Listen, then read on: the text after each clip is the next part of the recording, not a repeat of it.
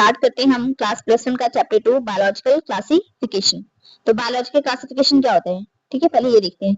तो एक scientific way है, ठीक है, अरेंज करने का ऑर्गेनिजम्स को ग्रुप्स और सब ग्रुप्स में, ठीक है, उनकी सिमिलैरिटीज एंड डिसिमिलैरिटीज के बेसिस पे, ठीक है। तो क्या है, एक साइंटिफिक वे है ऑर्गेनिजम्स को अरेंज करने का ग्रुप्स में, ठीक है, उनकी सिमिलैरिटीज एंड डिसिमिलैरिटीज के बेसिस पे। तो बायोलॉजिकल क्लासिफिकेशन क्या है, scientific procedure of arranging organisms into groups and subgroups on the basis of their similarities and dissimilarities and placing the groups in a hierarchy of categories, ठीक है। तो अलग अलग ऑर्गेनिज्म को हम अलग अलग ग्रुप में प्लेस करते हैं क्योंकि वो क्या है, उनके कैरेक्टरिस्टिक्स एक दूसरे से क्या है, सिमिलर हैं, एक दूसरे से मिलते जुलते हैं, ठीक है। तो यहाँ बस जब क्लासिफिकेशन स्टार्ट हो तो अलग अलग किंगडम बने, ठीक है। तो हम पढ़ लेते हैं, टू किंगडम क्लासिफिकेशन किसने दिया था, लीनियस ने दिया था। तब कौन से किंगडम थे, प्लांट एंड एनिमलिया। आगे बात करते हैं, फिर थ्री किंगडम क्लासिफिकेशन आया था, वो किसने दिया था, हेकल ने दिया था। और उसमें कौन सा नया किंगडम ऐड हुआ था, प्रोटिस्टा, ठीक है। तो तीन किंगडम कौन से होते हैं, प्लांटे, प्रोटिस्टा एंड एनिमलिया। फिर बात करते हैं फोर किंगडम क्लासिफिकेशन हुआ था, वो किसने दिया था, कोपलैंड ने दिया था, ठीक है। और उसमें हमारे फोर किंगडम कौन कौन से थे, Monera, protista, Plantae and Animalia. फिर फाइव किंगडम क्लासिफिकेशन आया, उसको किसने दिया, आर.एच. विटेकर ने दिया 1969 में। उसमें कौन से हमारे फाइव किंगडम है, तो हमारा फिफ्थ किंगडम जो ऐड हुआ था वो कौन सा था, फंजी, ठीक है। तो Monera, protista, Plantae, fungi and Animalia. आगे बात करते हैं फिर सिक्स एनिमलिया, ये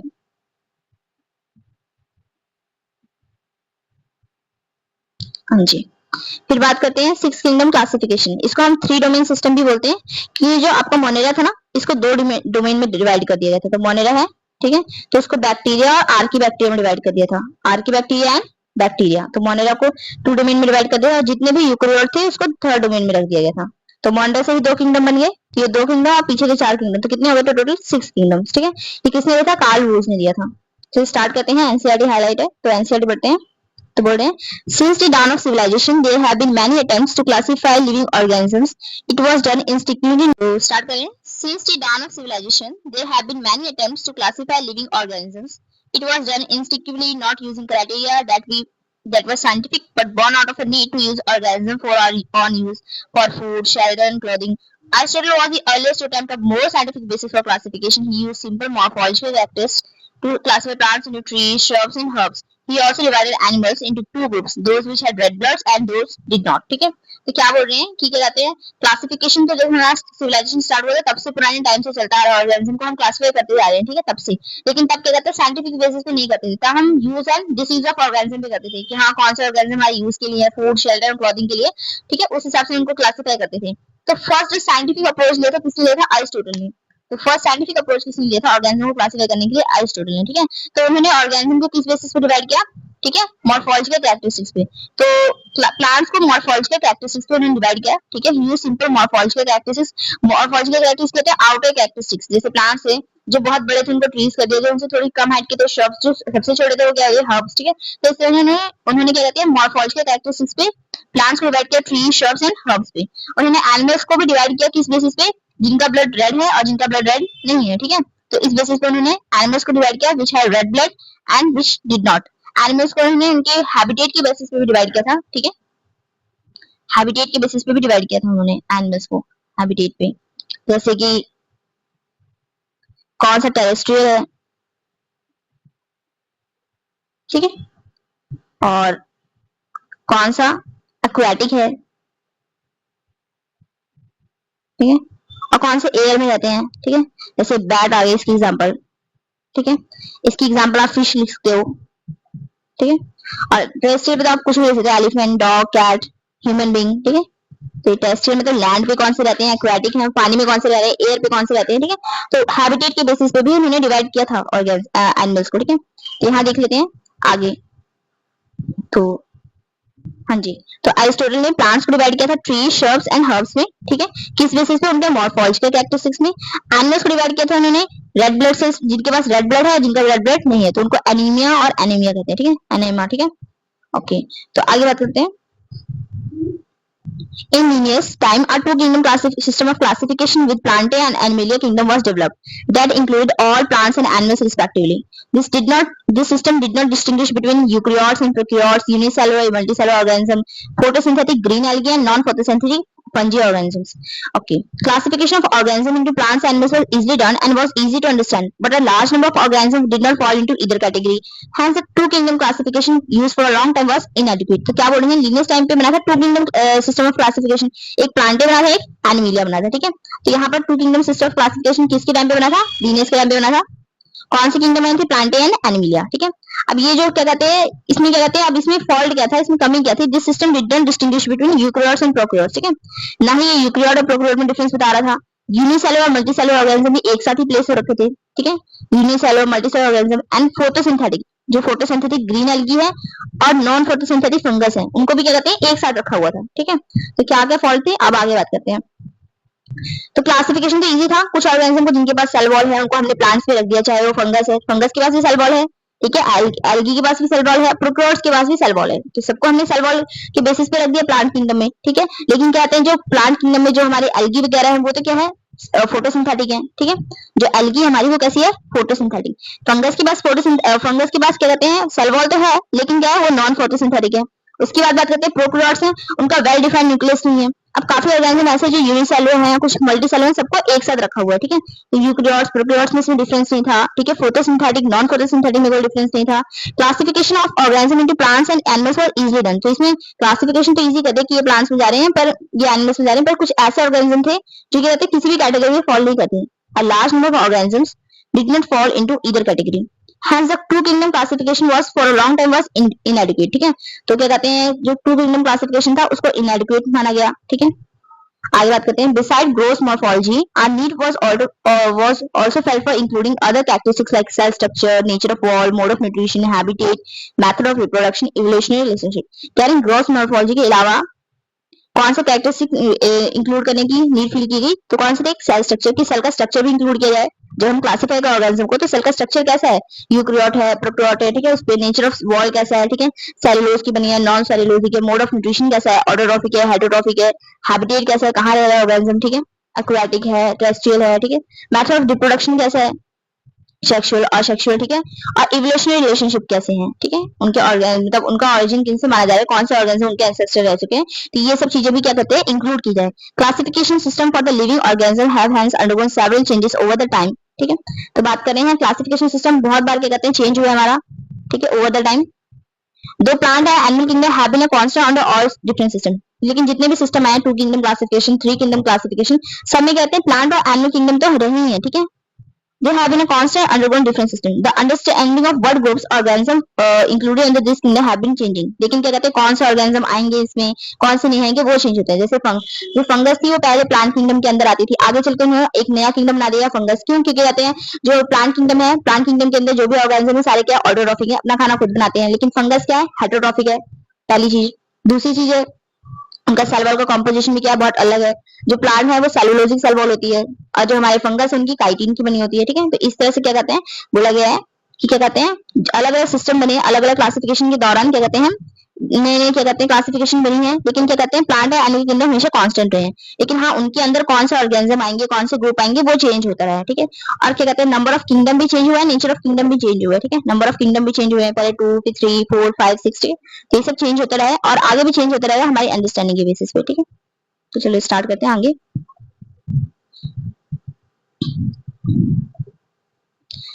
RH. Whittaker 1969 propose a 5 kingdom classification, ठीक है। तो बोल रहे हैं आर.एच. विटेकर, ठीक है, नाम याद रखना। 5 किंगडम क्लासिफिकेशन किसने दिया था, आर.एच. विटेकर ने दिया था। 5 किंगडम क्लासिफिकेशन कौन से किंगडम उन्होंने बताए थे, Monera, Protista, fungus, Plantae and Animalia. The main criteria for classification use by him include, तो उन्होंने कौन कौन से क्या क्या क्राइटेरिया यूज किए क्लासिफिकेशन के लिए, तो वो याद रखना आपको। तो सेल स्ट्रक्चर था, बॉडी ऑर्गेनाइजेशन, सेलुलर है, मल्टी सेलुलर है, यूनिसेलुलर, वो सब चीजें। मोड ऑफ न्यूट्रिशन कैसा है, रिप्रोडक्शन एंड फाइलोजेनेटिक रिलेशनशिप। तो उन्होंने कौन कौन से क्राइटेरिया यूज किए थे, cell structure, body organisation, mode of nutrition, reproduction, phylogenetic relationship. ये पांचों आपको याद होने चाहिए, ठीक है। आगे the 3 domain system have also been proposed that divides the kingdom Monera into 2 domains, ठीक है।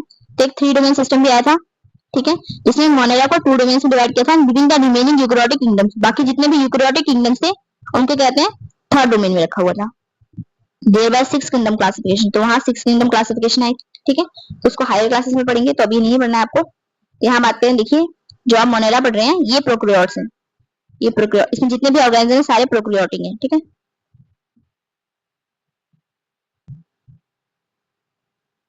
आगे बात करेंगे प्रोटिस्टा है, ये यूकैरियोटिक है। फंगस है, ये भी क्या है, यूकैरियोटिक है। प्लांट है, ये भी यूकैरियोटिक है। और एनिमल है, वो भी क्या है, यूकैरियोटिक है, ठीक है। तो ये सारे बाकी क्या है, यूकैरियोट्स हैं, ठीक है। तो जो हमारा मोनेरा था, ठीक है, उसको दो डोमेन में डिवाइड कर दिया गया। एक बनाया गया आर्की बैक्टीरिया, एक बैक्टीरिया बन गया, ठीक है, यू बैक्टीरिया जिसको हम बोलते हैं। तो दो डोमेन वहां डिवाइड हो गए। बाकी जो प्रोटिस्टा, फंगस, प्लांट, एनिमल है, वो थर्ड डोमेन में थी, क्योंकि वो सारे क्या थे, यूकैरियोट्स थे।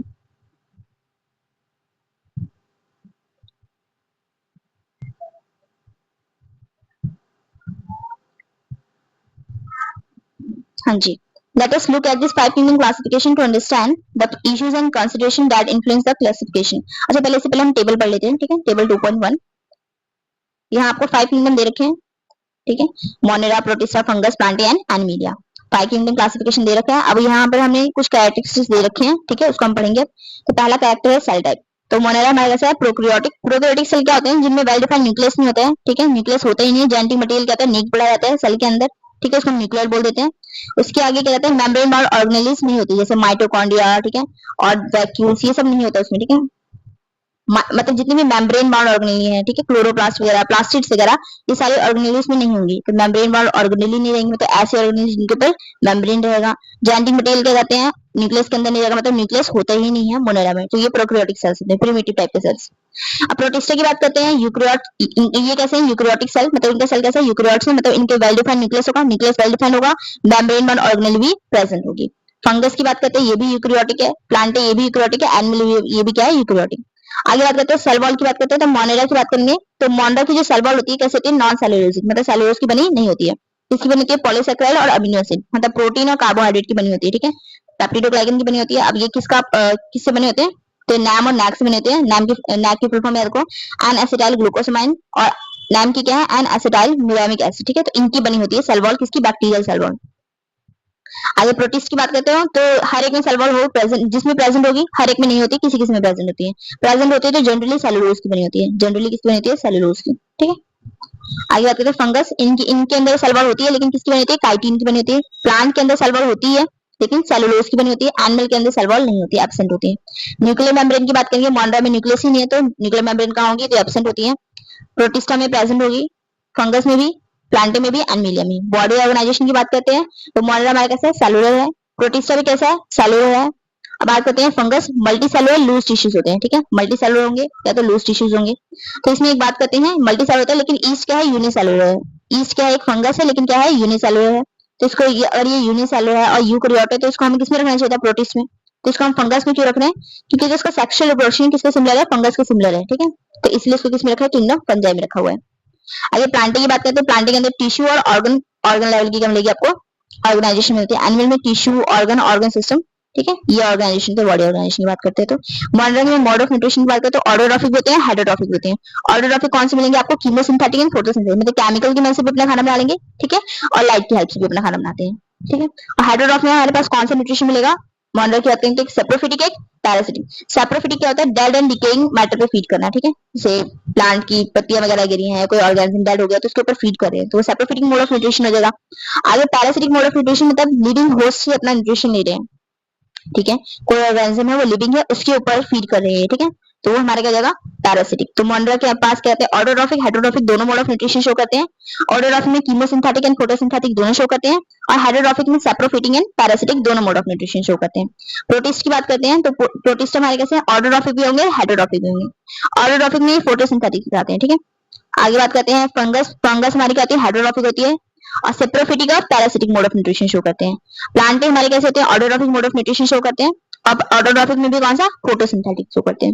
एनिमल की बात करेंगे तो एनिमल हाइड्रोट्रॉफिक होते हैं हमारे, ठीक है, और ये होलोजोइक मोड ऑफ न्यूट्रिशन और सेप्रोफिटिक मोड ऑफ न्यूट्रिशन दोनों शो करते हैं। होलोजोइक मोड ऑफ न्यूट्रिशन होता है मतलब डाइजेशन इनसाइड द बॉडी होता है, डाइजेशन इनसाइड द बॉडी। जैसे खाने को क्या करेंगे, पहले फूड को इंजेस्ट करते हैं, फूड इंजेस्ट होगा, ठीक है, फिर बॉडी के अंदर एंजाइम्स एक्ट करेंगे, ठीक है, एंजाइम्स एक्ट करेंगे बॉडी के अंदर फूड के ऊपर, और फूड का ब्रेकडाउन बॉडी के अंदर होता है, ठीक है। तो ये हमारे क्या होता है, होलोजोइक मोड ऑफ न्यूट्रिशन, ठीक है। आगे स्टार्ट करते हैं नेक्स्ट पैराग्राफ से। Let us look at this five kingdom classification to understand the issues and consideration that influence the classification. पढ़ते हैं earlier classification system include bacteria. तो जो स्टार्टिंग वाले हमारे पुराने क्लासिफिकेशन सिस्टम थे उसमें कहते हैं bacteria, blue green algae, fungus, mosses, gymnosperms, ferns and angiosperm under plant. तो ये जितने भी हम पढ़ रहे हैं क्या bacteria, blue green algae, fungi, mosses, ferns, gymnosperm, angiosperm, ये सारे किसके अंदर थे? प्लांट के अंदर, प्लांट किंगडम के अंदर ये सारे ऑर्गेनिज्म आते थे।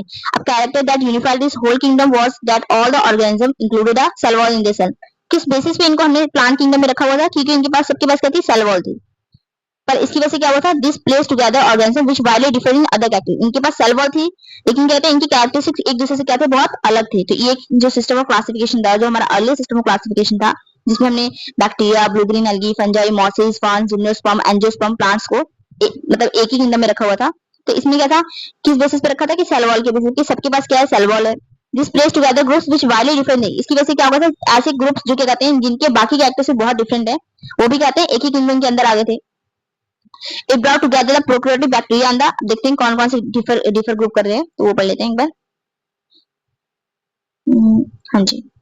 तो it brought together the prokaryotic bacteria, जो हमारे prokaryotic bacteria and the blue green algae with other groups which were eukaryotic. तो इसकी वजह से इस किंगडम में क्या था? जो प्रोकैरियोटिक बैक्टीरिया थे, ब्लू ग्रीन एल्गी थी, इनको किनके साथ रख दिया था? यूकैरियोटिक ग्रुप के साथ रख दिया था। It also group together unicellular organism and multicellular. तो यूनिसेलुलर ऑर्गेनिज्म और मल्टीसेलुलर ऑर्गेनिज्म को भी एक ही ग्रुप के अंदर प्लेस कर दिया गया था, जैसे कि क्लैमिडोमोनास और स्पायरोगेरा। स्पायरोगेरा हमारा मल्टीसेलुलर है, हमारा क्या है? मल्टीसेलुलर। जो क्लैमिडोमोनास है वो हमारा कैसा है? यूनिसेलुलर है। तो पुराने वाले क्लासिफिकेशन सिस्टम में इनको एक ही ग्रुप के अंदर रख दिया गया था।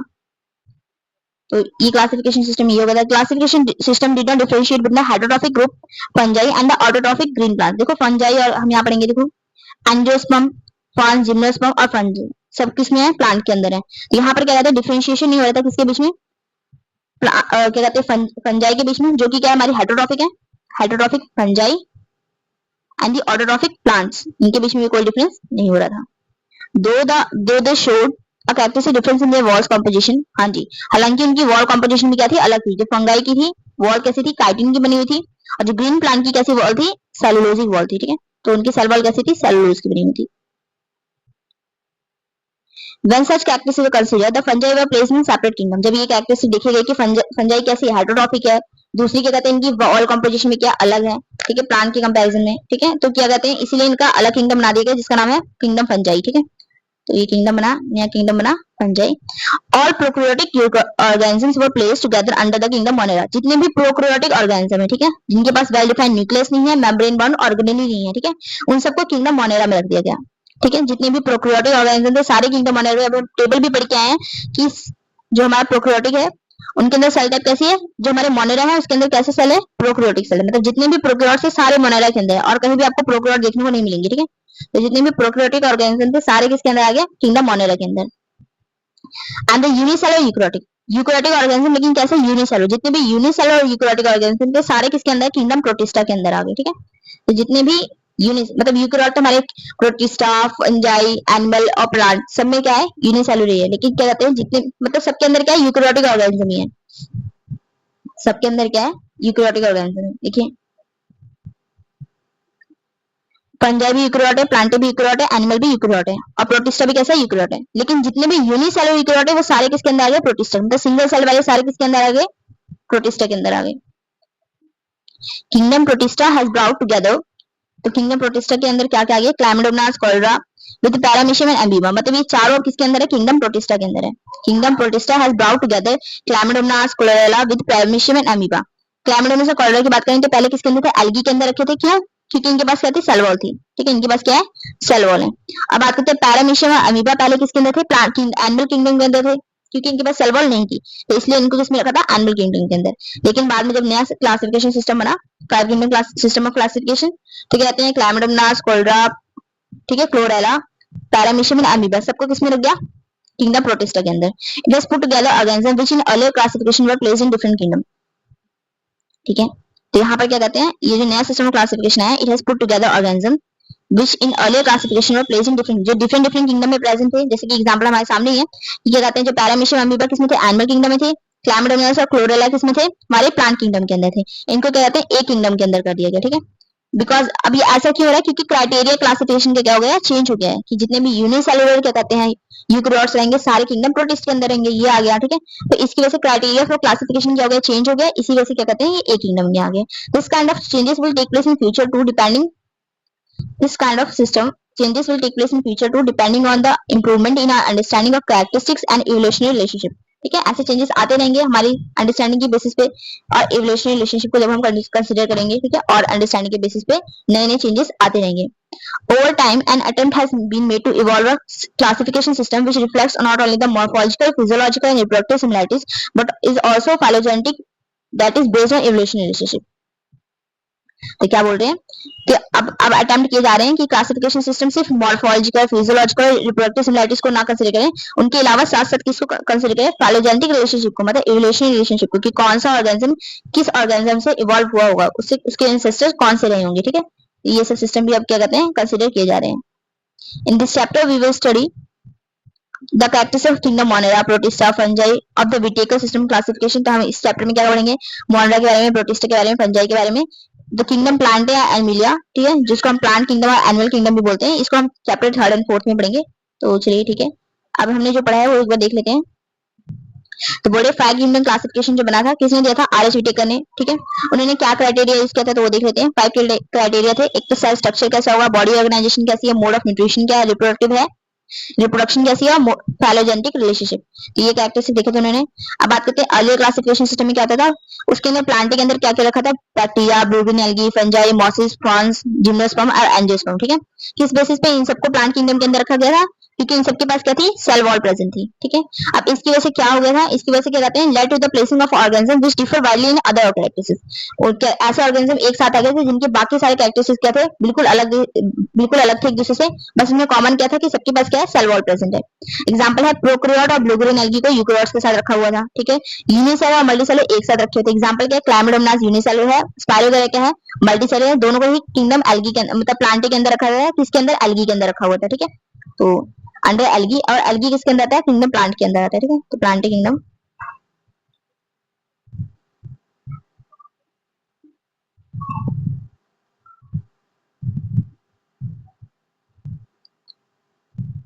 ठीक है, तो यूनिसेलुलर और मल्टीसेलुलर को एक साथ रख दिया गया था।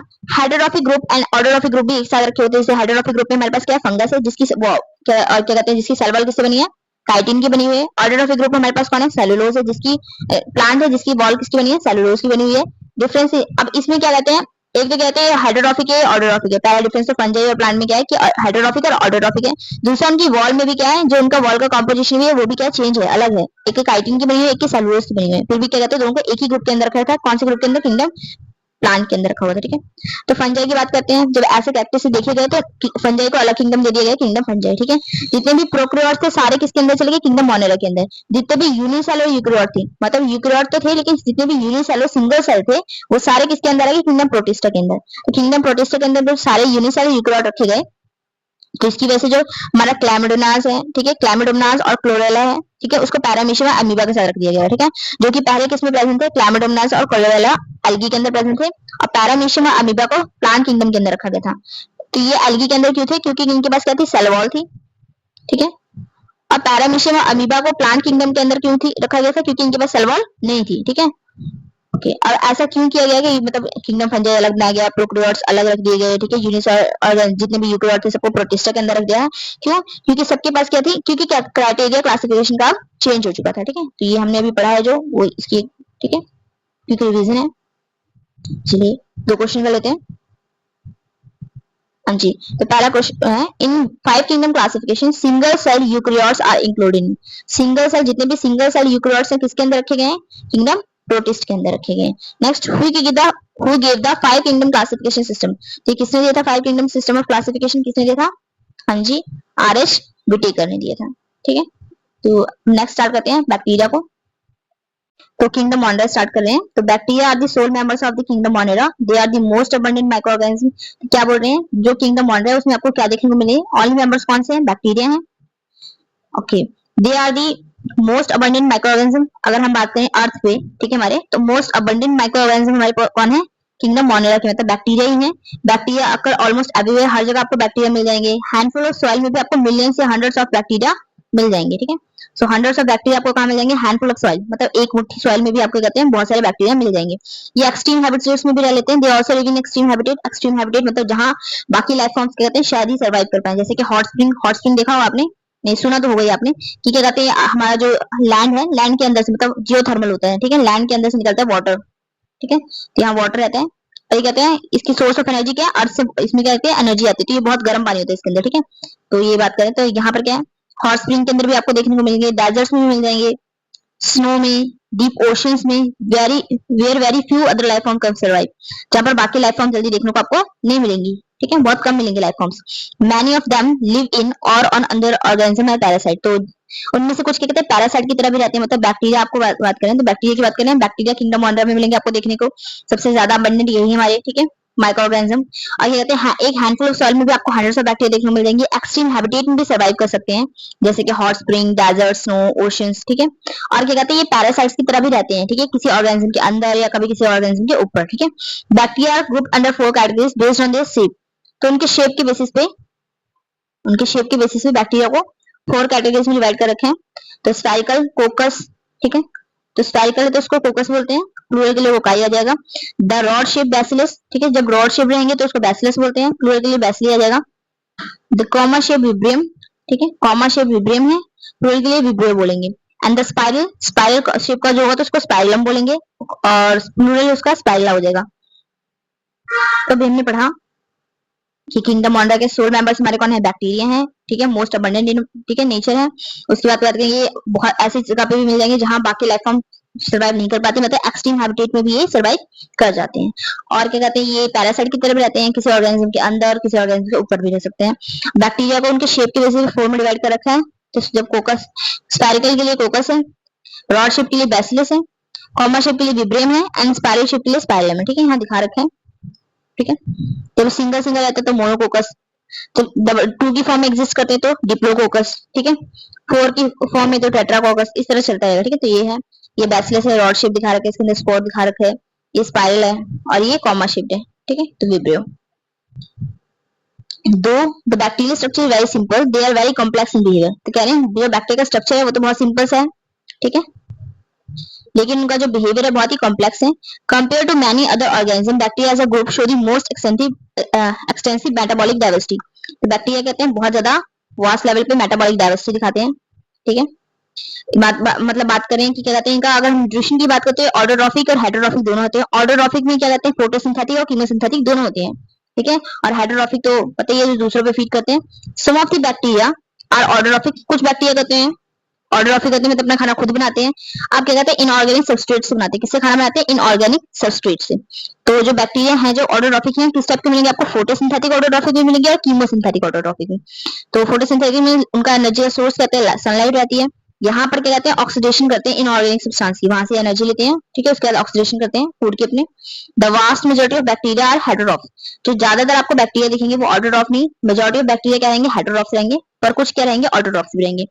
तो हेटेरोट्रॉफ का मतलब क्या है, that is they depend on other organisms और on dead organic matter for food, तो मतलब अपने खाने के लिए दूसरे ऑर्गेनिज्म या डेड मैटर पे डिपेंड करेंगे अपने खाने के लिए, ठीक है। तो यहाँ तक हो गया। आगे आर की बैक्टीरिया की बात करते हैं, तो बैक्टीरिया के अंदर ही पढ़ रहे हैं आर की बैक्टीरिया को। तो आर की बैक्टीरिया क्या होता है, इसके अंदर जो सेल वॉल होती है ना वो पेप्टिडोग्लाइकन की नहीं बनी होती, मतलब इनकी जो आर की बैक्टीरिया है उसकी जो सेल वॉल होती है वो पेप्टिडोग्लाइकन की नहीं होती, वो बनी होती है सीडोम्यूरिन की, ठीक है। Instead the cell wall is made up of pseudomurein और प्रोटीन्स एंड कॉम्प्लेक्स पॉलीसैकेराइड, ठीक है, ये तो पॉलीसैकेराइड्स की बनी हुई, प्रोटीन्स की बनी होगी, नहीं तो सीडोम्यूरिन की बनी हुई, तो इनकी सेल वॉल बहुत अलग होती है जो हमारे बाकी बैक्टीरिया होते हैं उनसे, आर की बैक्टीरिया की। यही एक रीजन है कि ये कहते हैं हार्श हैबिटेट में भी सर्वाइव कर पाते हैं, ठीक है, some of the harsh habitat में भी सर्वाइव कर सकते हैं। These bacteria are special since they live in some of the most harsh habitat such as extreme salty areas, जब extreme salty areas पे रहेंगे मतलब बहुत ज्यादा क्या कहते हैं जहां पर सॉल्ट की परसेंटेज ज्यादा रहेगी वाटर के अंदर, ठीक है, तो उसको हम बोलते हैं हेलोफाइल्स, उन बैक्टीरिया को हम क्या बोलते हैं हेलोफाइल्स। हॉट स्प्रिंग, ठीक है, बहुत ज्यादा गर्म पानी में रहेंगे तो इनको बोलते हैं थर्मो एसिडोफिल्स, ठीक है, उन बैक्टीरिया को हम क्या बोलते हैं थर्मो एसिडोफिल्स।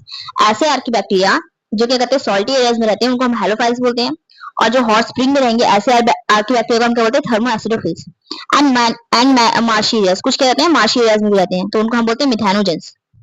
आर की bacteria differ from other bacteria Archaebacteria differ from other bacteria in having a different cell wall structure and this feature is responsible for their survival in extreme conditions. तो question आता है कि archaebacteria और जो बाकी bacteria हैं तो उनमें क्या डिफरेंस है, तो उनमें सेल वॉल का कंपोजिशन क्या कहते हैं, डिफरेंस रहता है, जिसकी वजह से आर्कीबैक्टीरिया कहते हैं हार्श अपडेट में भी क्या कहते हैं सर्वाइव कर सकते हैं, एक्सट्रीम कंडीशंस में भी सर्वाइव कर जाते हैं आराम से, कहते हैं उनके सेल वॉल जो स्ट्रक्चर होता है वो डिफरेंस होता है, ठीक है। आगे मेथानोजेंस आर प्रेजेंट द गट्स। अब जो मेथानोजेंस है अभी हमने पढ़ा ना जो मार्शी एरियाज में रहते हैं उनको हम मिथानोजेंस बोलते हैं। अब आगे और बताएं कि मिथानोजेंस कहाँ प्रेजेंट होते हैं, methanogens are present the gut of several ruminant animals, ठीक है। रूमिनेंट एनिमल कहते हैं जो अपना कट च्यू करते हैं, मतलब एक बार उन्हें खाना ले लिया, जैसे काऊ की बात कर लेते हैं, ठीक है। काऊ जब ग्रास पे फीड करेगी, ठीक है, ग्रास पे फीड करती है तो उसको स्टोर कर लेती है थोड़ी देर स्टमक में, ठीक है। उसके बाद वो फूड वापस कहते हैं, ठीक है, पार्शियली डाइजेस्टेड फूड होता है, पार्शियली डाइजेस्टेड फूड। और पार्शियल डाइजेशन कर कौन रहा होता है, वो हमारे मिथानोजेंस कर रहे होते हैं। वो कौन करता है, मिथानोजेंस,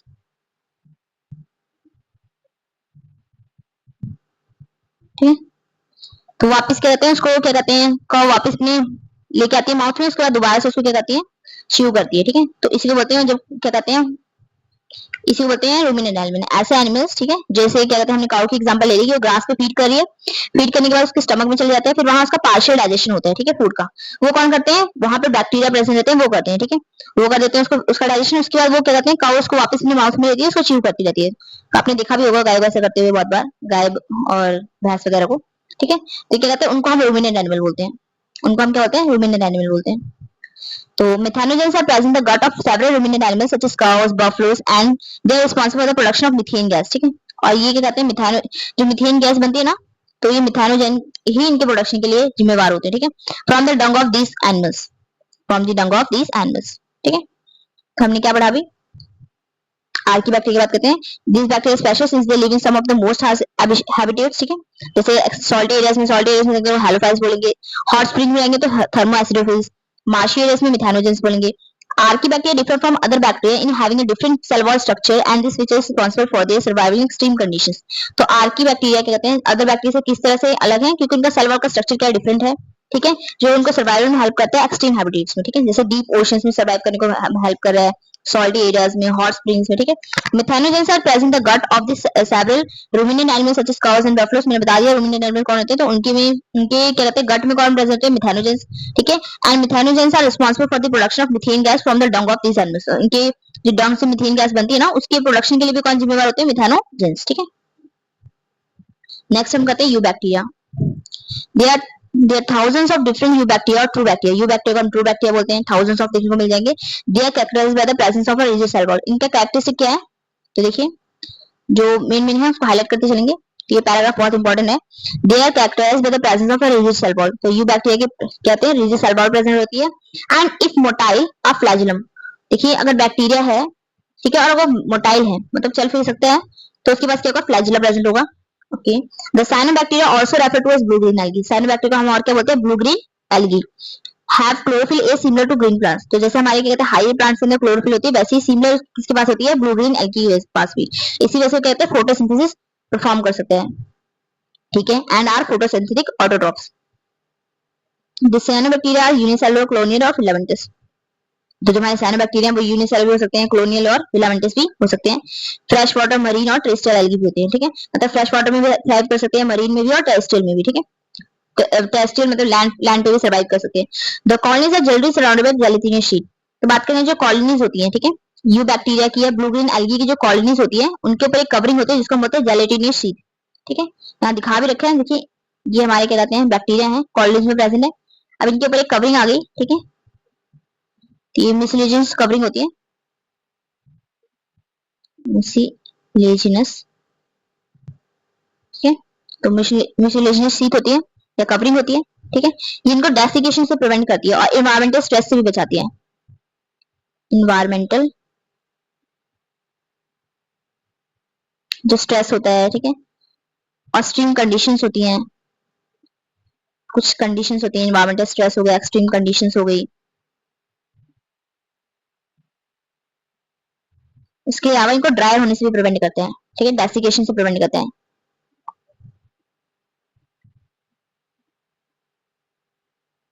डेसिकेशन मतलब क्या होगा, ठीक है, मॉइस्चर कंटेंट बनाए रखती है, मॉइस्चर रिटेन करने में हेल्प करती है, मतलब कि कॉलोनी ड्राई ना हो जाए, ठीक है, मॉइस्चर रिटेन करने में हेल्प करती है, ठीक है। तो हमने क्या देखा कि ये जो बैक्टीरिया की कॉलोनी है इनके ऊपर मिशेलिनेस कवरिंग होती है, ठीक है, जेलेटिनस शीट होती है, ठीक है, जो उनको एनवायरमेंटल स्ट्रेस से बचाती है, एक्सट्रीम कंडीशन से बचाती है, और डेसिकेशन प्रिवेंट करती है, मतलब सेल को ड्राई या जो बैक्टीरिया है उनको ड्राई करने में, मतलब ड्राई होने से बचाती है, मॉइस्चर को रिटेन करने में हेल्प करती है, ठीक है, मॉइस्चर को रिटेन करने में हेल्प करती है। They often form blooms in polluted water bodies, ठीक है, ब्लूम्स का मतलब क्या है, ठीक है, एल्गी को अगर ह्यूमिड इन्वायरमेंट मिल जाते हैं तो क्या कहते हैं, वो क्या कहते हैं, अच्छे से क्या कहते हैं, मल्टीप्लाई करने लग जाते हैं बहुत ज्यादा, मतलब रिप्रोडक्शन उनका ज्यादा होता है, तो एल्गी क्या जगह ब्लूम, या मैं यहाँ ब्लू ग्रीन एल्गी की बात करें, ब्लू ग्रीन एल्गी ब्लूम कब करेगी, मतलब क्या कहते हैं, रैपिड मल्टीप्लिकेशन का, रिप्रोडक्शन ज्यादा होगा, ठीक है, तो ठीक है, रिप्रोडक्शन हाई हो जाएगा, ठीक है, तो पूरे सी में यही दिखेंगी, और इसकी और ये क्या करते हैं, उसके बाद टॉक्सिन रिलीज करते हैं, ठीक है, टॉक्सिन रिलीज कर देते हैं, जिसकी वजह से काफी बार क्या होते हैं, जो फिश होती हैं या जो एक्वाटिक फॉर्म होती हैं, एक्वाटिक लाइफ फॉर्म्स होती हैं, वो मर जाती हैं, ठीक है।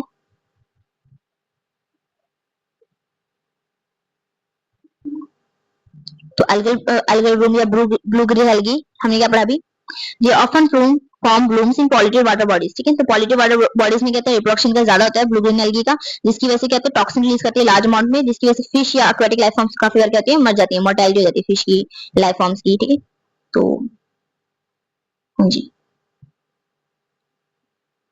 Some of these organisms can fix atmospheric nitrogen in specialized cells called heterosis. इनके पास कहते हैं स्पेशलाइज सेल्स होते हैं जिनको हम बोलते हैं हेटेरोसिस, ठीक है।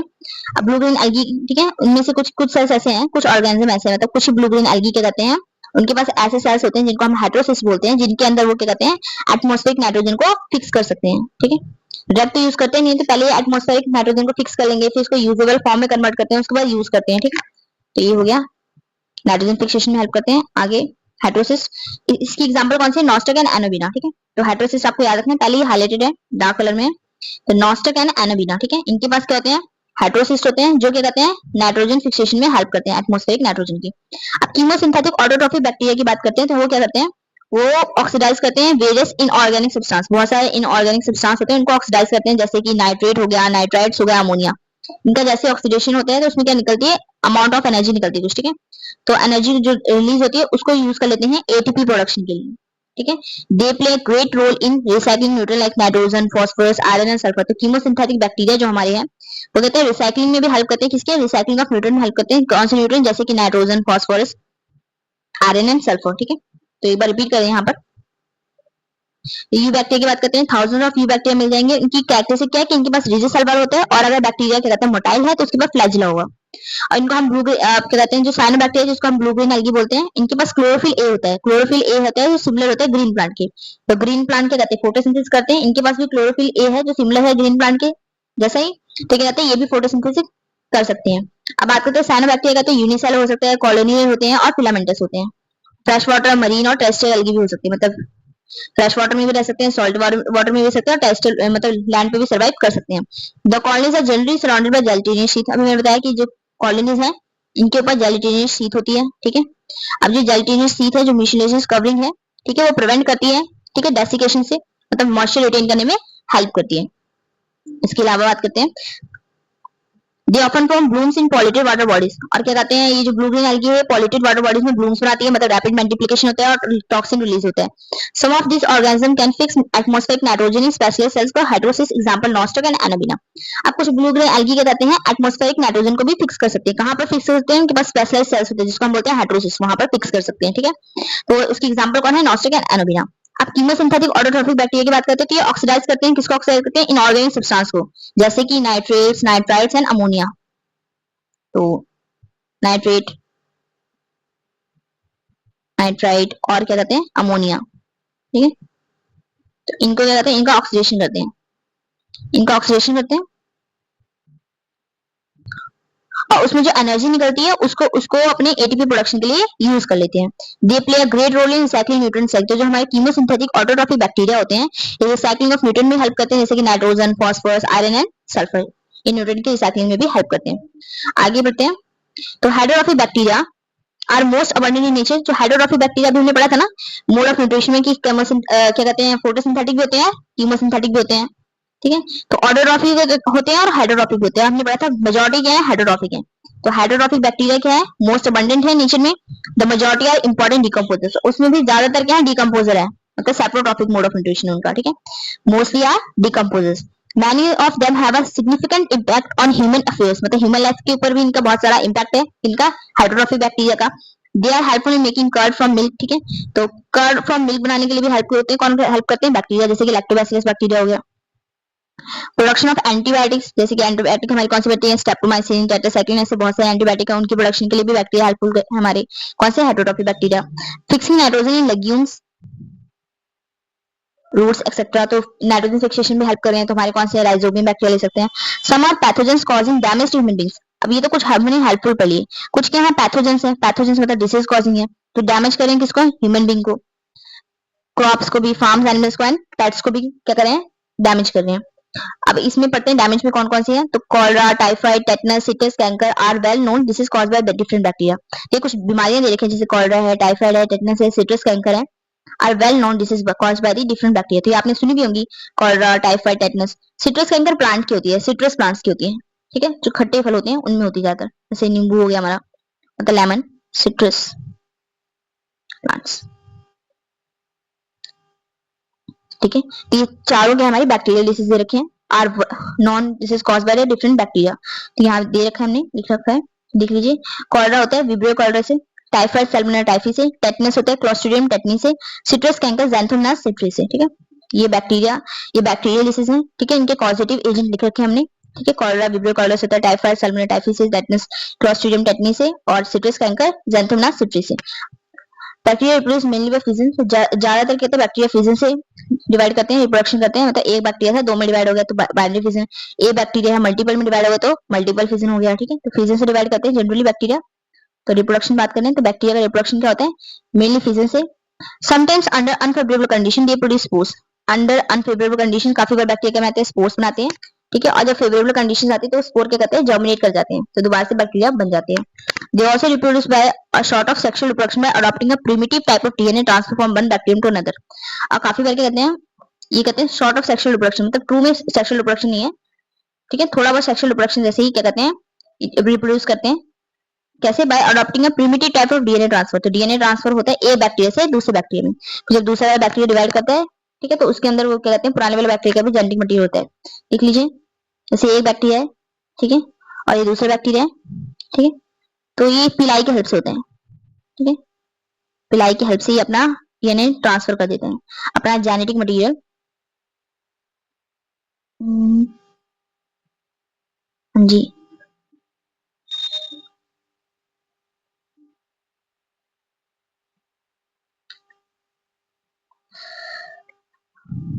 ठीक है, तो ये अपना जेनेटिक मटेरियल क्या कहते हैं, पिलाई की हेल्प से दूसरे बैक्टीरिया के अंदर ट्रांसफर कर देता है। तो इस तरह से इसको कॉन्जुगेशन कहते हैं, कॉन्जुगेशन, पिलाई की हेल्प से, ठीक, 1 to 4 पिलाई, 1 to 4 पिलाई, ठीक। अब माइक्रोप्लाज्मा की बात करते हैं, बहुत बार पूछा गया है। The microplasmas are organism that completely lack a cell wall, ठीक है। तो माइक्रोप्लाज्मा ऐसे ऑर्गेनिजम्स हैं, ठीक है, जिनके पास सेल वॉल नहीं होती है। They are the smallest living cells known, ठीक है। तो सबसे छोटे लिविंग सेल्स हमें पता है, उनमें से एक है कौन, हमारे mycoplasma. And can survive without oxygen, ये बिना ऑक्सीजन के भी सर्वाइव कर सकते हैं। Many mycoplasma are pathogenic in animals and plants, ठीक है। तो ज्यादातर लंग्स को अफेक्ट करते हैं एनिमल्स के, ठीक है। प्लांट्स में भी क्या है, पैथोजेनिक, मतलब डिसीज कॉजिंग, ठीक है। This is causing. ये पैराग्राफ एक बार दोबारा देख ले रहे हैं, हाँ जी। तो some are pathogen causing damage to human beings, कुछ क्या कहते हैं पैथोजेनिक है, मतलब डैमेज करते हैं किसको, ह्यूमन बींग को, क्रॉप्स को, फार्म्स को, एनिमल्स को और पेट्स को।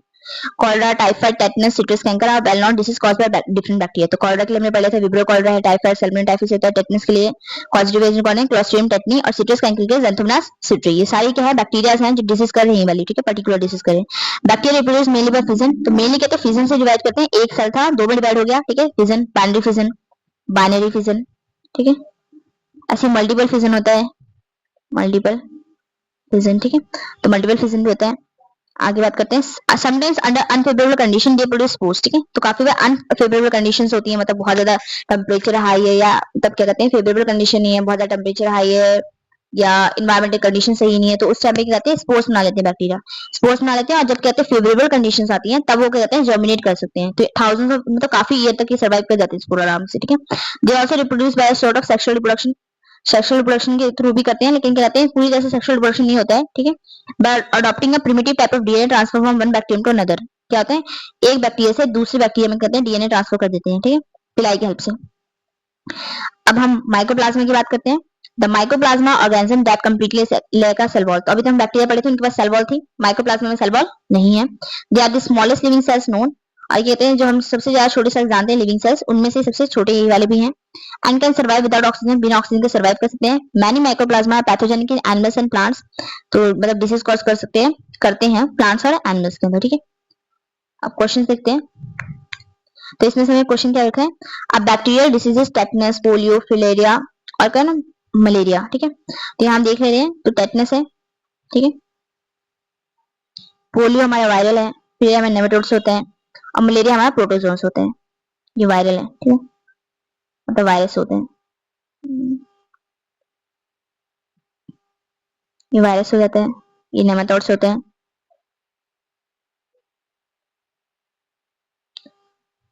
ये प्लस 2 में पढ़ेंगे फिलेरियासिस वगैरह। मलेरिया की बात करते हैं प्रोटोजोन्स होता है।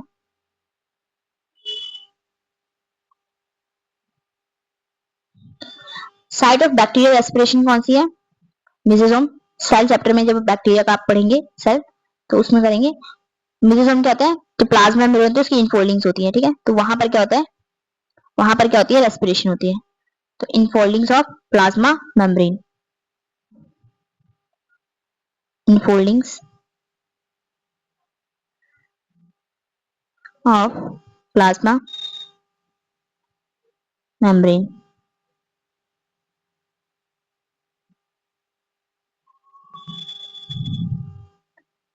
Harmful substances are release by bacteria called, तो उनको अभी हम पढ़ के आए टॉक्सिन्स कहते हैं, जो भी हार्मफुल सब्सटेंस बैक्टीरिया रिलीज करते हैं उसको क्या बोलते हैं टॉक्सिन्स करते हैं, कहते हैं। अभी मैंने अल्गल ब्लूम बताया था, ब्लूरिन एल्गी में, तब मैंने बताया था आपको टॉक्सिन्स। बैक्टीरियल राइबोसोम्स आर, तो बैक्टीरियल राइबोसोम्स के कितने एस होते हैं 70 S. Which of the following are found in extreme saline condition, तो extreme saline condition मतलब extreme condition से harsh habitat है, यूबैक्टीरिया, साइनोबैक्टीरिया, माइकोबैक्टीरिया, आर्कीबैक्टीरिया, तो आर्कीबैक्टीरिया था। अभी हम पढ़ के आए हैं आर्कीबैक्टीरिया कहते हैं one of the most harsh habitat में क्या कहते हैं सर्वाइव कर सकते हैं हमारे आर्कीबैक्टीरिया। नेक्स्ट हम पढ़ेंगे किंगडम प्रोटिस्टा।